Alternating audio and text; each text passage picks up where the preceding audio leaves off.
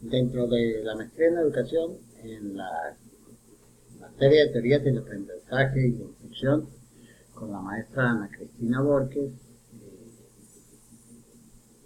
estuvimos viendo diferentes enfoques instruccionales, varias teorías, y pues es necesario llevarlas a la práctica. Vimos un libro, una obra de un autor, se llama Julio Pimienta. Esta obra se llama Metodología Constructivista, Guía para la Planeación Docente. Y en ella me basé para hacer esta planeación didáctica. Esta es una secuencia didáctica que está basada en una estrategia de enseñanza-aprendizaje desarrollada por David Ausubel, y es el aprendizaje significativo. Esta secuencia didáctica es para el primer trimestre del Club de Soldadura Eléctrica Básica en autonomía curricular. Aquí se va a tener de alumnos, es un multigrado, o sea, va a haber alumnos de primero, segundo y tercero. Algunos de ellos, los de segundo y de tercero, sobre todo los de tercero, ya los que estuvieron antes en el taller de soldadura, que me tocó impartirles, ya tienen un aprendizaje previo sobre la materia. Pero la mayoría, no tienen, no les he dado clases yo. De todos modos tienen conocimiento previo. Ellos son muchachos de secundaria y como quiera que sea ya han visto el proceso, sea por allá en su barrio, sea en otros lugares, ¿verdad? Bien. ¿Por qué este aprendizaje significativo? Bien, como dije al principio, Julio Pimienta nos da unas directrices y este formato en el que me estoy basando está desarrollado por él. Es un formato que él considera que es más o menos básico. Él nos dice que en el aprendizaje significativo trascendente importa más el proceso de descubrimiento de conocimientos y habilidades y la adquisición de nuevas experiencias que el almacenamiento pasivo de grandes cantidades de información y teorías ya elaboradas. La razón por la que decidí más que nada inscribirme en esta maestría, pues es porque quiero aprender nuevas formas de dar clases. Me gusta dar clases, me gusta avanzar, y los muchachos hoy ocupan nuevas formas, ¿verdad? Y este es el aprendizaje significativo. Realmente yo he estado siempre más en contacto con el aprendizaje tradicional. Es como me enseñaron y es como yo más o menos también eh, lo llevo a la práctica. Yeah.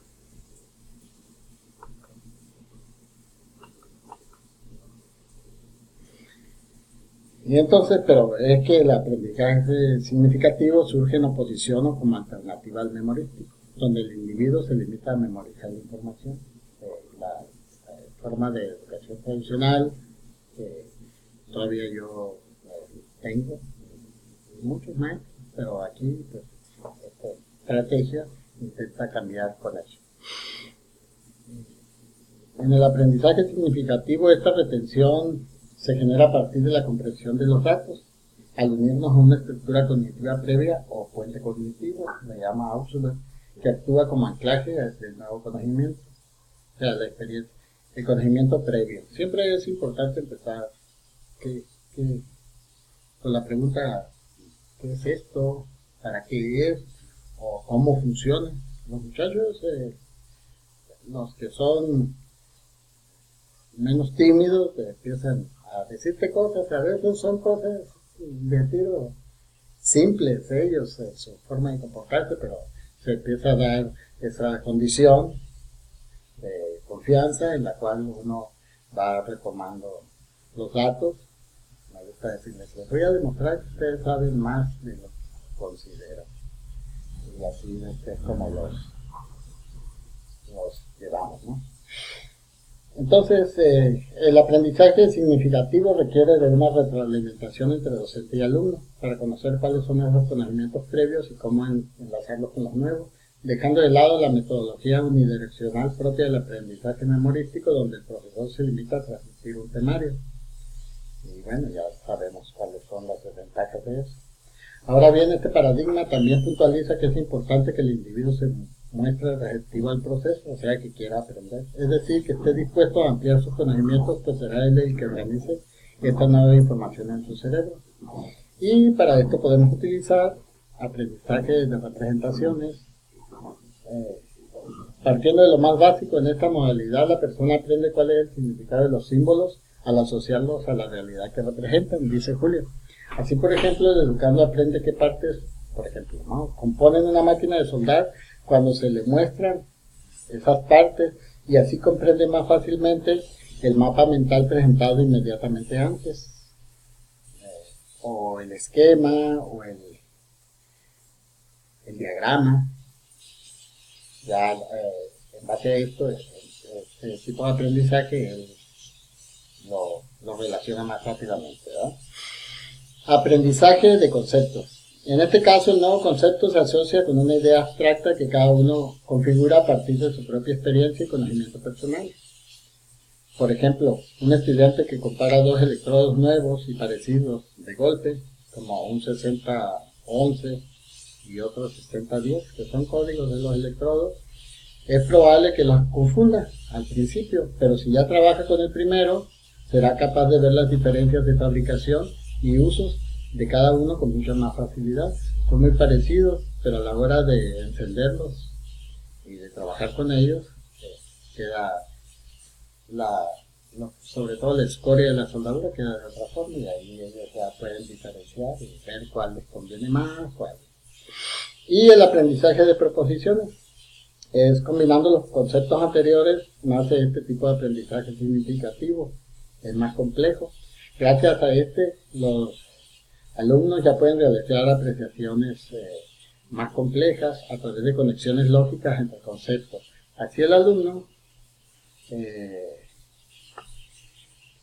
a partir del conocimiento que tiene sobre, por ejemplo, la careta de soldar, puede desarrollar la capacidad deductiva para comparar las ventajas de usar una con cristal ináctinico, que es un cristal que siempre está fijo y tiene un color específico, o una de cristal fotosensible. Esta se oscurece con la radiación, con la luz.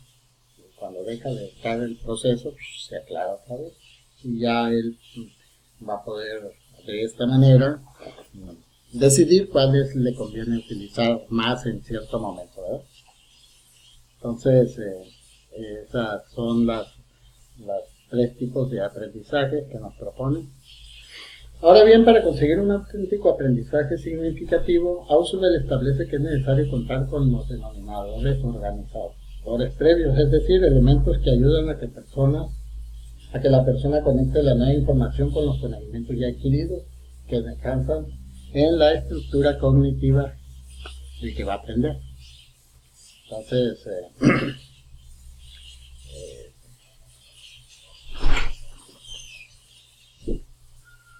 hay tres tipos de organizadores previos, y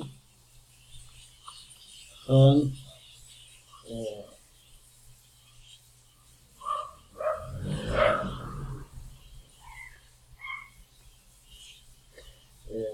el introductorio. El objetivo de estos organizadores es facilitar una base de conocimiento genérica que actúe como puente entre lo que el sujeto ya sabe y lo que tiene que incorporar. Entonces, no se puede utilizar muy más adelante, sino es precisamente. Por ejemplo, si un educando necesita aprender a utilizar la máquina de soldar por primera vez, será importante que conozca cómo funciona y para qué sirven los diferentes comandos de la herramienta. De este modo, asimilará mucho mejor ese conocimiento. Y entonces aquí esta estrategia precisamente empieza el subtema, porque el tema es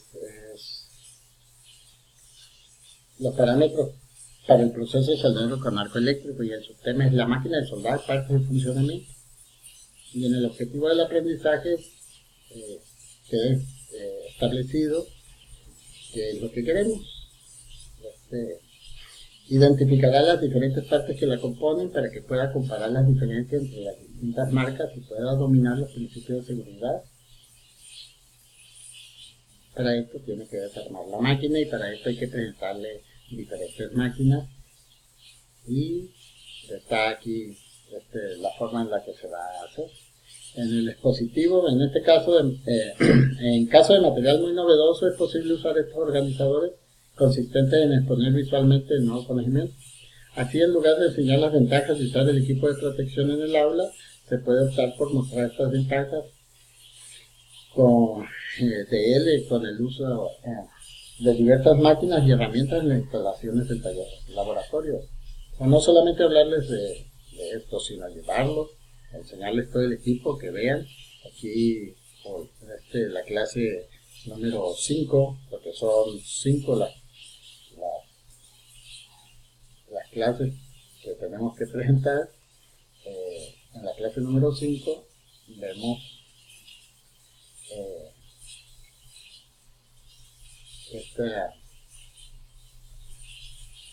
este subtema.